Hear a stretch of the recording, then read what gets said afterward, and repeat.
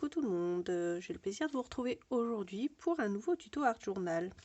Et aujourd'hui on va utiliser la version plus petite que celle que j'ai. Donc celui-là c'est le grand en stone paper. On va tester le petit en 300 grammes en papier. J'avais envie de tester aussi pour voir ce que ça donne et pour que vous ayez un visuel autre que le stone paper. Donc déjà pour commencer, je vais prendre mes encres. Et puis je vais prendre la Vernature, celle-là, et la Cerulean Blue, celle-là.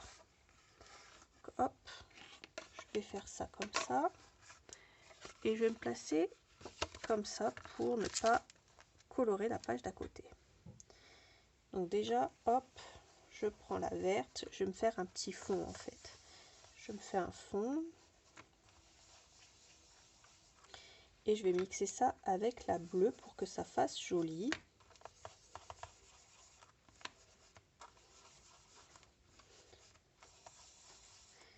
Alors l'encre réagira différemment sur le papier que sur le stone paper et ça c'est tout à fait normal. Voilà.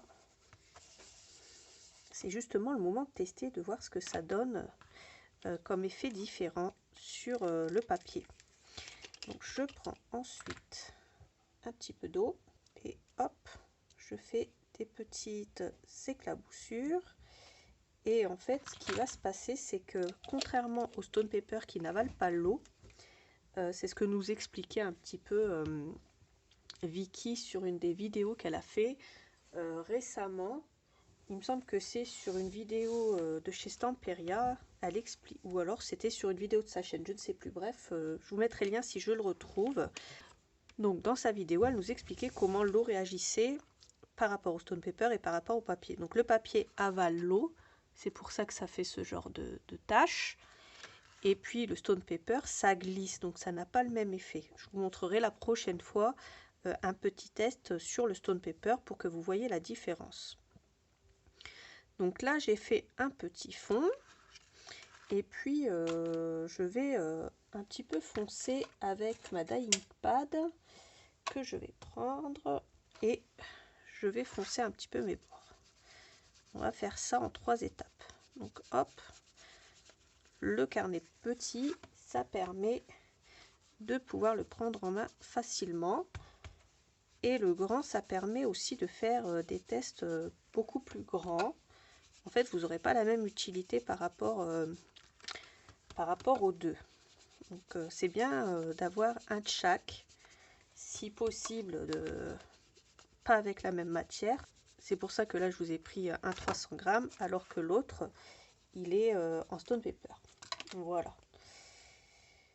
Et ce qui est bien avec ces petits outils mélangeurs, c'est que ça se mélange facilement au niveau des encres. Voilà.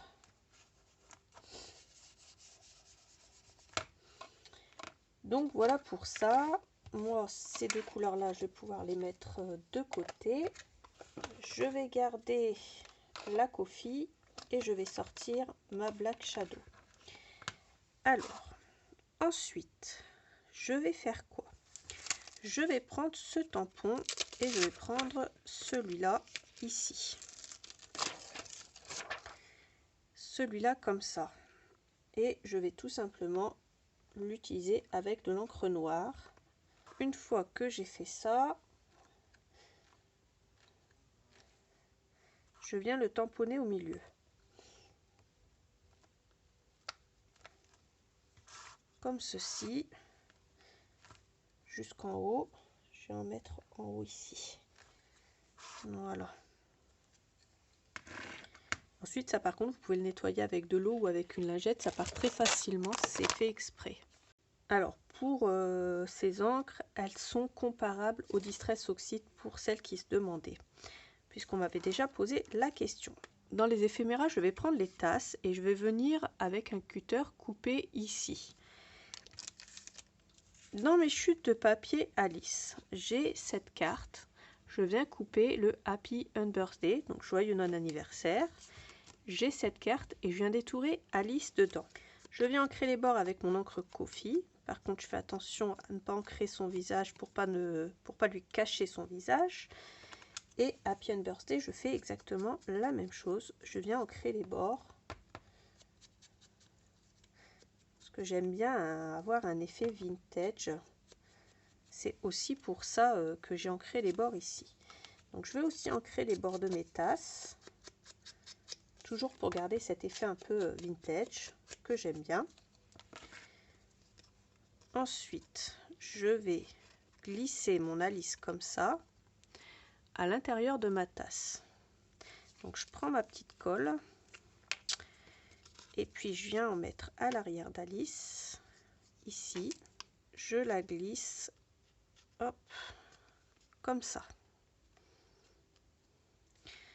Ensuite, je viens retirer la pellicule de protection qu'il y a derrière les tasses. Je mets de la colle au niveau du papier ici à l'arrière. J'ai pas pris les tasses au hasard, bien entendu, vous vous en doutez, puisque il y a les tasses du joyeux non-anniversaire d'Alice dans le dessin animé, si vous le connaissez. Ensuite, je prends le joyeux non-anniversaire et je viens le mettre au-dessus, au milieu. Je le centre ici. Ensuite, je prends un demi-papillon, comme ça, je viens ancrer aussi les bords. Et puis, celui-là, je vais venir le placer ici. Hop, comme ceci. Ensuite, je prends ces feuilles, toujours dans les éphéméras. Je viens les placer ici. Bien sûr, j'ai ancré les bords. Je viens prendre 2 fleurs. J'en place une ici.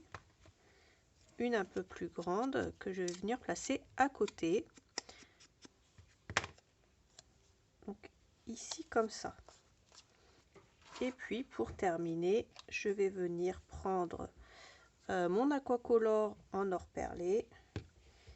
Je vais recouvrir d'abord avec un post-it. Je vais venir recouvrir cette partie là et je vais venir mettre des petits splits comme ça